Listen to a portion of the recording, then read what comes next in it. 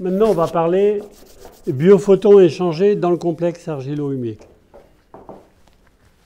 Donc, d'après Callahan, dans une unité de temps par gramme de sol, il a mesuré avec une caméra spécialisée, qui est une caméra assez simple, mais Callahan se moque un peu de Pope qui avait des outils très coûteux pour faire ses recherches. Et lui, il dit qu'avec des trucs simples, mais c'est à l'américaine, hein, il dit qu'on peut mesurer les biophotons échangés dans un sol. Il dit qu'en moyenne, dans un sol qui est pas dopé pour faire plus de fertilité, les biomasses voient entre 2 à 4 000 photons par 24 heures par gramme de sol. D'accord ? Par gramme de sol. Hein ? Et que si, moi j'ai fait mes petits... Il m'a dit, si on est capable d'influencer paramagnétiquement ce sol, par un basalte approprié, avec du compost approprié, on peut appliquer un facteur 100. Et ce facteur 100, je l'applique avec du compost, que j'appelle C-Sol Compost, additionné d'un produit que j'appelle Humacyl Gold, et qui fait effectivement développer ce facteur 100. On a fait des tests en Hollande, il y a, je sais pas, 5-6 ans, 7-8 ans, peut-être 5-6 ans, ouais, sur des composts produits à partir de notre ensemencement de C-Sol Digest, un produit qu'on met sur du miscanthus, hein, sous les volailles. Et on fait 3 enrichissements avec du C-Sol Digest. Et puis on met cette litière avec un autre compost bovin et autres.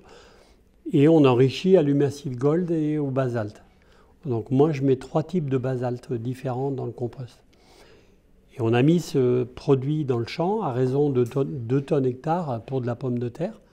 Et le sol était assez pauvre. Hein. C'était en Hollande, on a beaucoup de sols sableux, squelettiques, hein, assez pauvres.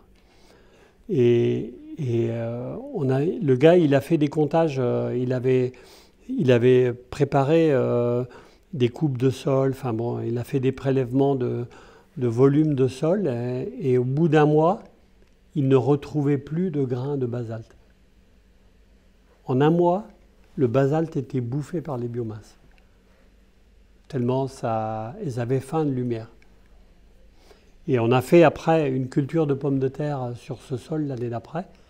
Et on a doublé le rendement de la pomme de terre.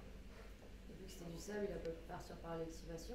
Comment ? Vu que c'était du sable, il n'a pas juste pu partir avec... Oh non, ça part pas. Quand vous mettez dans le compost avec de l'Humacyl Gold, ça reste. Hein.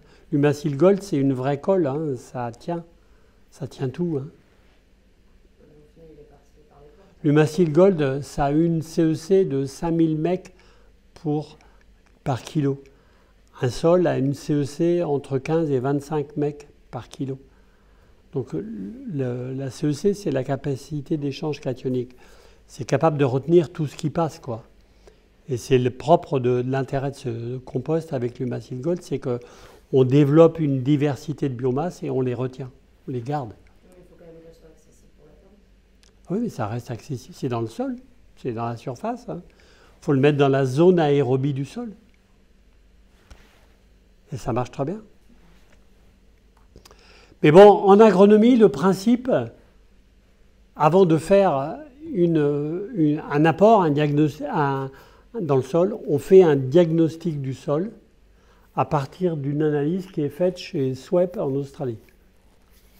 Puisque SWEP nous offre l'occasion, par son type d'analyse, de caractériser le biologiquement échangeable du sol au cours de l'année suivante, par titrage de l'échantillon au pH de l'échantillon. Alors que ce qu'on fait en Europe, c'est des analyses de type COFRAC, et on a la contrainte de le faire à pH neutralisé à pH 7 pour que les échantillons soient comparables entre eux. Ce qui perturbe totalement les résultats. Alors ça perturbe les résultats, mais de toute façon le titrage n'est pas fait sur le biologiquement échangeable chez nous. il est fait sur la réserve globale du sol. Et on sait très bien que la réserve globale du sol, elle n'est pas forcément échangeable. Donc il y a toute une partie qui n'est pas échangeable. Comment ils le font ça en Australie? Ben, ils rendent l'échantillon biologiquement échangeable, c'est-à-dire ils doivent faire une activation par acidification de l'échantillon pour voir ce qui se libère, qui correspond à l'acidification d'une culture.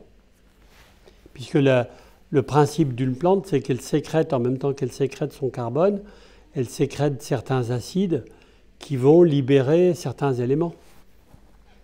Et en France, on le fait sur la réserve du sol. On titre la réserve du sol. Mais on sait très bien que selon les conditions et les qualités du sol, ce n'est pas forcément échangeable. Donc là, on titre, donc là, ça c'est sur un sol de vigne en Haute-Marne, je crois, dans la zone sud du Champagne. Hein. Et donc pH 8,2. Donc on voit que c'est un pH, il faudrait 6. Et donc SWEP nous met toujours une valeur étalon désirable en face. Hein. En ppm, bon, sauf pour le pH et la conductivité, c'est 83. On pourrait monter en 400. Donc la conductivité et le taux de sel démontrent le statut de la solution du sol. C'est-à-dire, la conductivité, ça permet de dire à quel niveau salin on est dans l'enrichissement de la solution du sol. C'est-à-dire qu'on pourrait montrer à 470, on est à 183 naturellement. Alors, en termes de sel soluble, on est à 600 ppm et on pourrait monter à 1500 ppm. Donc dès qu'on met un peu plus de basalte dans un sol, la décomposition du basalte par les biomasses va enrichir en sel la solution du sol, mais également en argile, parce que la décomposition du basalte se dégrade en argile. Et une argile très favorable, puisque globalement, le basalte devient de la bentonite. Et une bentonite, c'est l'une des argiles qui a le plus de capillarité d'échange, de feuillets d'échange. Environ 800 feuillets par gramme, contre une kaolinite, par exemple, à 80 feuillets par gramme. Et plus il y a de feuillets, plus il y a d'échanges et plus il y a de richesse dans la solution du sol. Mais par exemple, quand vous mettez des roches dans un sol, attachez-vous toujours à mettre des roches qui sont assez peu présentes dans cette roche géologique d'origine et qui sont complémentaires du besoin des végétaux. Ça va augmenter la diversité des biomasses parce qu'en mettant des roches dans le sol, vous réveillez les biomasses de dégradation de la roche. Et donc vous enrichissez votre vie potentielle pour dégrader encore plus de roches qui libèrent de la lumière et de la réduction. Parce que dans la roche, il y a de la lumière et de la réduction. Pour simplement répéter, l'origine de la Terre sont des comètes qui se sont agglomérées et qui sont devenues ce qu'est notre planète en rotation autour du Soleil. Et dans ces comètes, il y avait toute la lumière qu'elles avaient pu vivre et rencontrer dans l'espace du cosmos. Et cette lumière, quand vous dégradez la roche, elle se libère. Et c'est une lumière que vous devez comprendre à une origine très lointaine et a donc des qualités que la lumière d'aujourd'hui n'a peut-être plus. Ça fait partie de la vie des sols. Hein. Et les biomasses, plus vous allez enrichir avec des roches en correspondance avec le besoin de biomasse du sol, plus vous serez dans un équilibre très riche pour le végétal que vous cultivez. Après, donc, on titre calcium, magnésium, sodium, nitrogène, phosphore, potassium, soufre. Bon, là-dedans, ce qui est très important, c'est l'équilibre calcium-magnésium, parce que c'est les deux éléments majeurs de la CEC des sols, de la colle, de l'humus et de l'argile. Et pour que les végétaux aient une croissance normale et efficace, il faut qu'il y ait un certain équilibre entre ces deux éléments qui n'est pas du tout naturel dans les sols d'aujourd'hui. On est loin de l'équilibre nécessaire en général. Après, les autres éléments, nitrogène, phosphore, potassium, c'est un peu moins important. C'est très variable en fonction de la qualité biologique de votre échange dans le sol. Mais là, on voit que c'est largement suffisant par rapport à l'objectif. On est même en excès de potasse, hein, assez important. Mais ce n'est pas ces molécules qui déterminent l'équilibre du sol, quoi. Pardon ? C'est pas ces composants. C'est pas déterminant. Ça va modifier la cinétique de libération, selon les excès ou les manques. Il faut savoir que chaque élément, en déficit, il génère des critères de déséquilibre dans la matière sèche, et en excès, il génère des ralentissements de cinétique d'équilibre. C'est-à-dire que l'équilibre est atteint plus difficilement dans la sève élaborée. Après, ce qui est très important, c'est les oligo-éléments jusqu'au bord. Ça, c'est hyper important, parce que les oligo-éléments jouent le rôle de précurseur dans la solution du sol.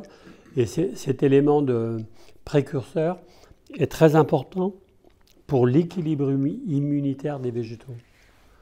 Tous les enzymes métalliques des oligo-éléments ont des rôles doubles entre l'équilibre de croissance et l'équilibre immunitaire du végétal. Dès qu'il y a des carences ou des excès, on va vers des complications de problèmes difficiles. Donc il est important de rééquilibrer les choses. Alors en vigne, il est très difficile de supprimer des excès de cuivre. Et ça, c'est vraiment problématique. C'est un problème énorme qu'on n'arrive pas trop à régler, si ce n'est en compensant massivement par des apports d'oligo-éléments en foliaire. Les excédents de cuivre, c'est dû au l'historique des cultures. L'historique de cuivre sur les vignes. Hein. Même si maintenant ils baissent les apports, contraints par la réglementation. Et dans les années anciennes, ils mettaient des telles quantités de cuivre qu'il y en a pour des décennies, quoi. D'autant plus que le cuivre à haute dose, il est toxique pour la vie du sol. Donc c'est dommage, c'est un affaiblissement structurel de la vie des sols. C'était pourquoi? C'était pour le mildiou? C'est pourquoi Oui. C'est le sulfate de cuivre, la bouillie bordelaise, Bouillie bordelaise, sulfate, oxychlorure, tout.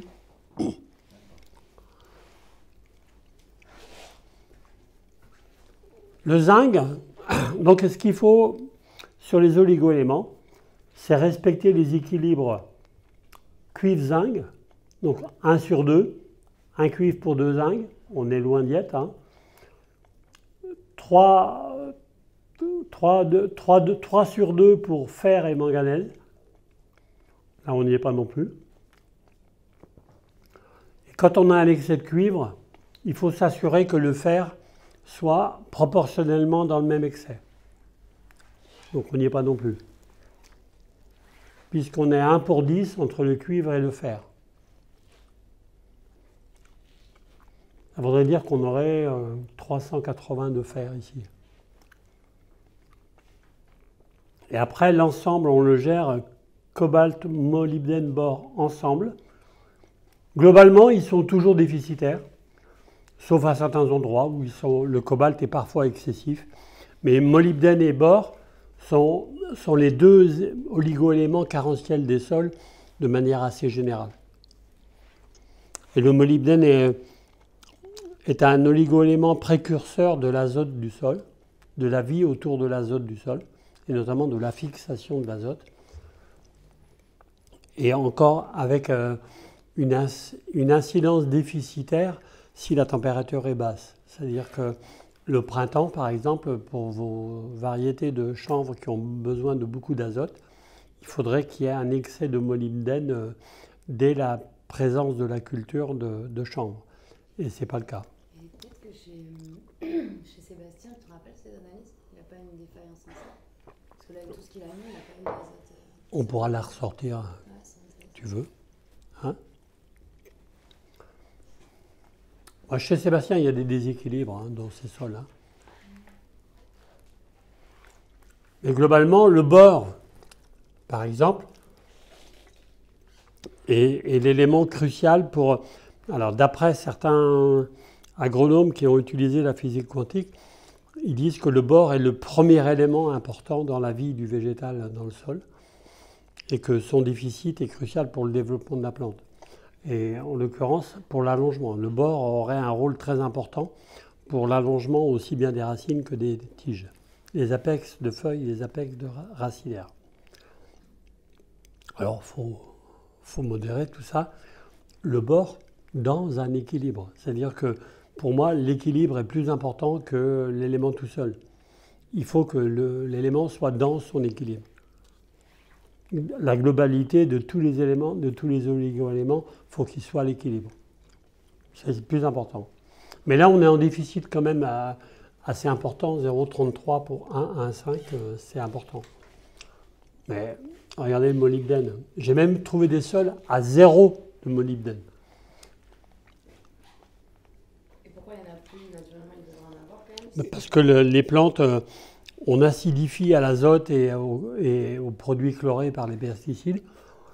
Il faut savoir que l'azote, l'ammoniac et le chlore sont les deux éléments les plus diamagnétiques de la matière, en général. Et donc, c'est les deux éléments les plus utilisés par les agriculteurs conventionnels. Donc, ça tue la vie par l'absence de vie. L'azote et le chlore, c'est ça? L'ammoniac et le chlore. L'ammoniac. La forme ammoniaquée de l'azote. Et le chlore. Ouais. Et du coup, les agriculteurs, c'est quoi le chlore? Il vient Dans tous les pesticides. Ah oui, c'est dans les pesticides. Les organochlorés, les phosphochlorés, tout ce que vous voulez là. Tous les désherbants. Sont des tueurs de vie. Donc dans la CEC, après je vous ai parlé régulièrement de CEC.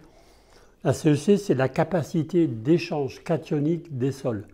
Donc la propriété du sol à extraire des cations de la roche-mère et à les donner à la solution du sol. Donc ici, il est analysé sous une forme de 19-21, ce qui est une très bonne CEC. Pour moi, une CEC en dessous de 10, elle est nulle. De 10 à 15, elle est très faible. De 15 à 20, elle est bonne. De 20 à 25, elle est très bonne. Et au-dessus de 25, elle est idéale.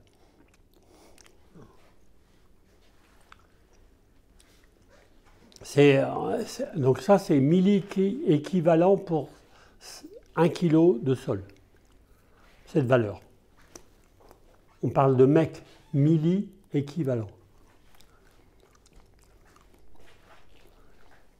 Après, dans la CEC, on analyse les autres éléments, mais ce qui est important, c'est la répartition de la saturation des cations sur la CEC totale.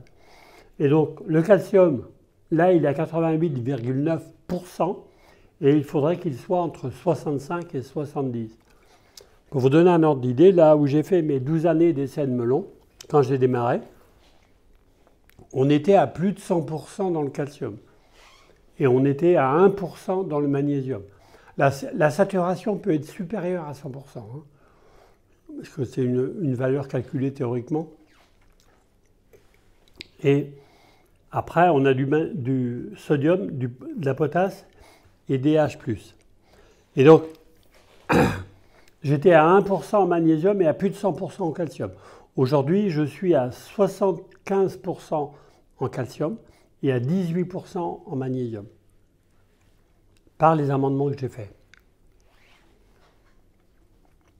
Donc, on peut y arriver. Ça a pris du temps. Comment ? Ça a pris beaucoup de temps.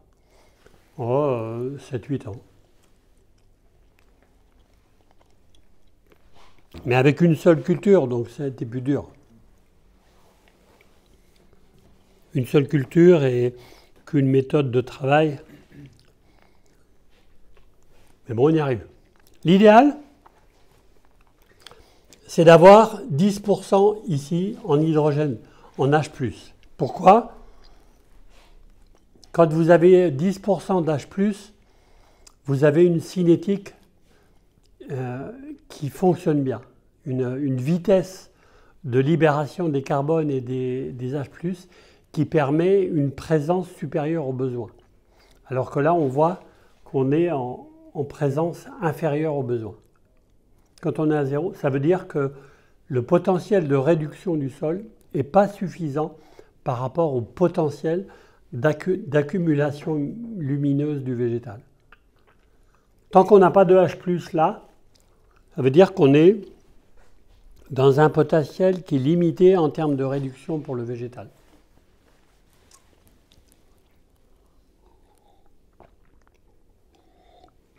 Et on le voit bien parce que très souvent,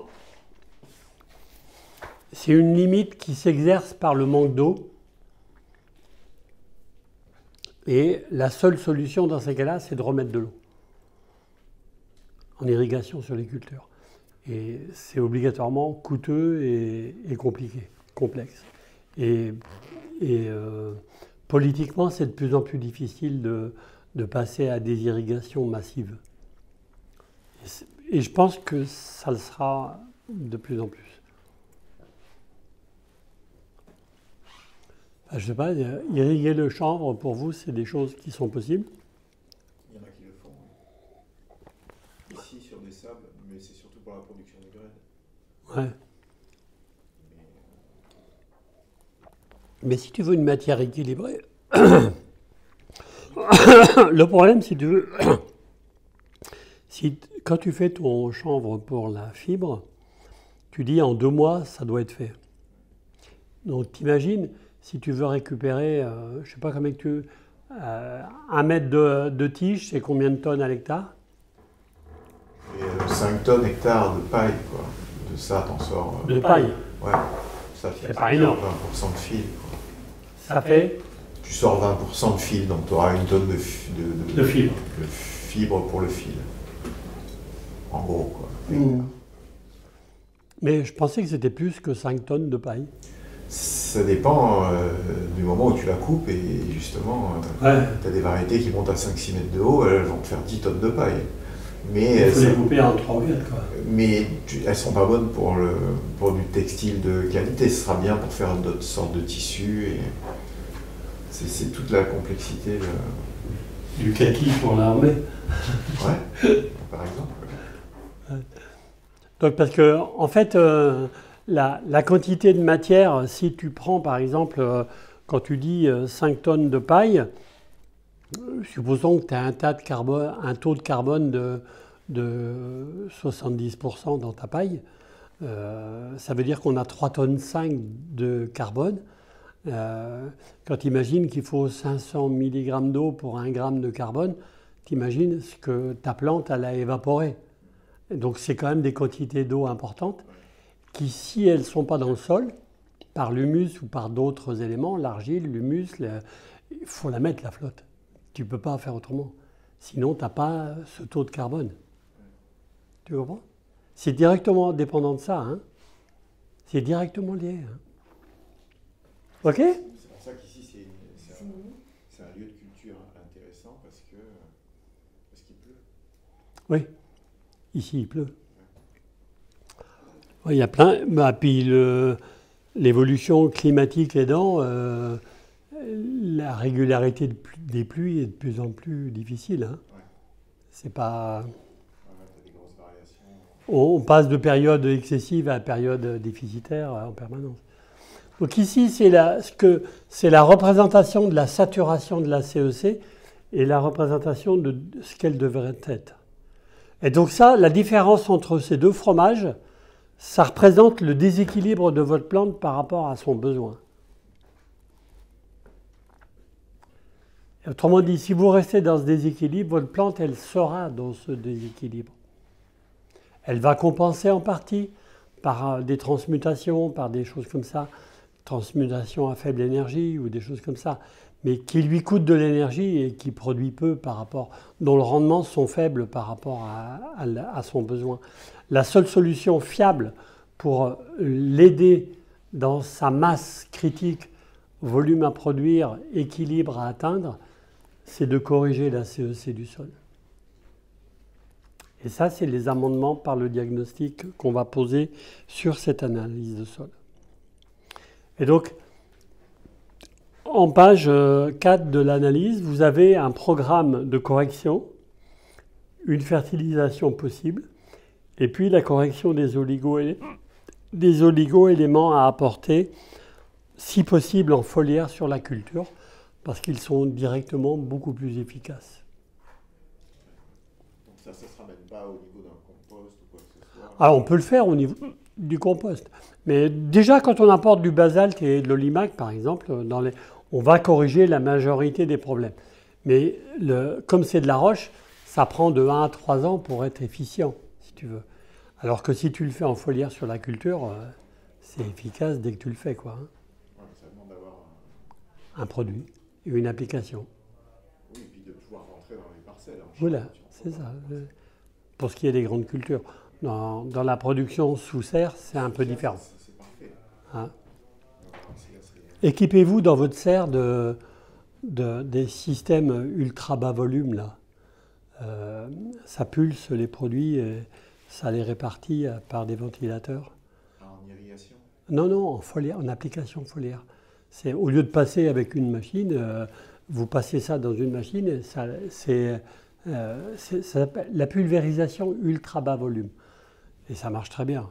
Avec les produits AgroNature, les produits informés, ça marche super bien.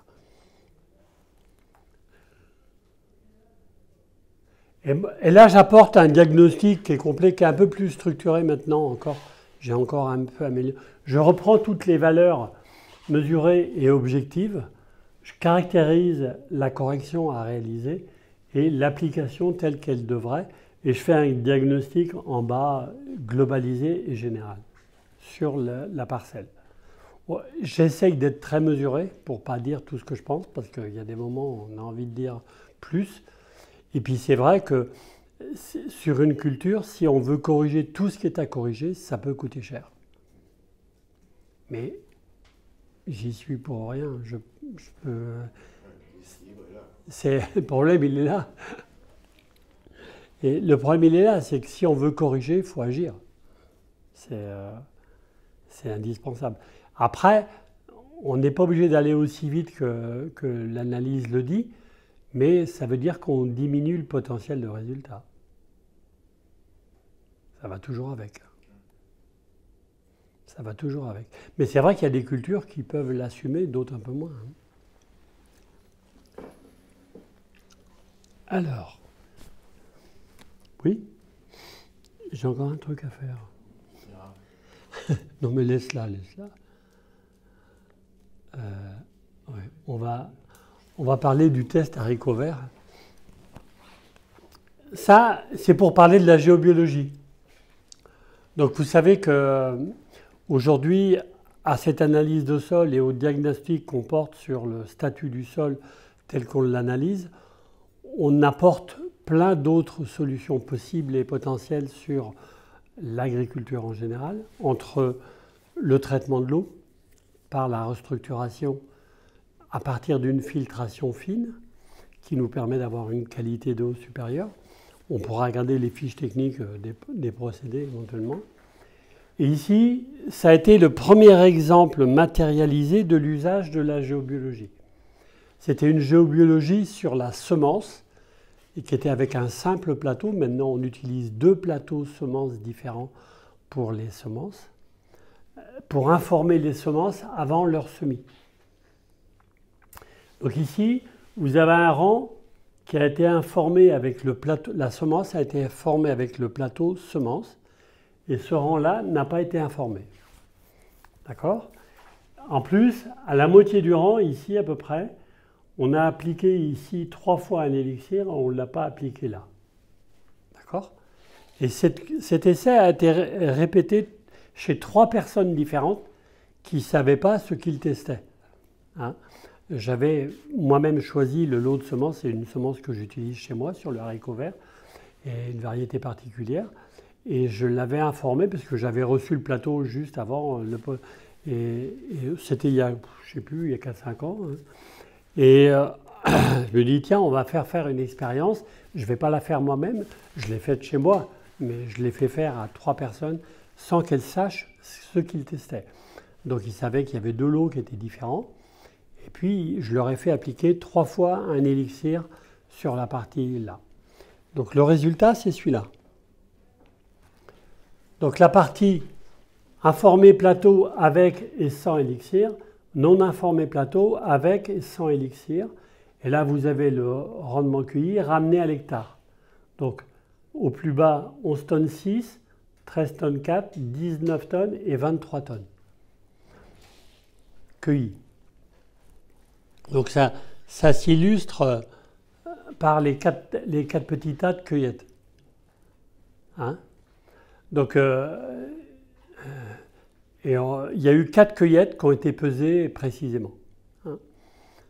Et ça, c'est le cumul des 3 expériences, hein, mélangées ensemble.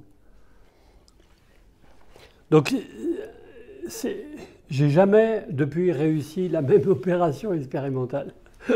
C'était comme quoi, c'est tout simplement, ça veut dire que la géobiologie, ça fonctionne très bien, mais que c'est dépendant de la qualité du lot de semences, c'est dépendant des conditions climatiques de la culture et de qui le fait. Et que quelque part, quand vous motivez des gens pour faire une expérimentation sans trop leur expliquer ou sans trop leur donner de signes particuliers, mais il peut y avoir des résultats aléatoires ou, je ne sais pas comment dire, des différences. Bon, alors, il y avait des différences entre les 3, hein, déjà. Il y en avait un qui se détachait dans l'écart entre le lot le meilleur et le plus bas. Puis il y en avait d'autres, c'était un peu moins évident. Mais on a fait la moyenne des 3, donc il n'y a pas de raison que... Donc en gros, la géobiologie.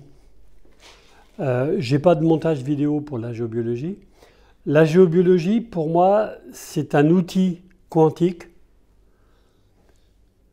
conçu et appliqué pour structurer tout ce qui est déphasé dans les sols à partir des éléments de la biodynamie, c'est-à-dire le sol, la lumière, l'eau et le feu.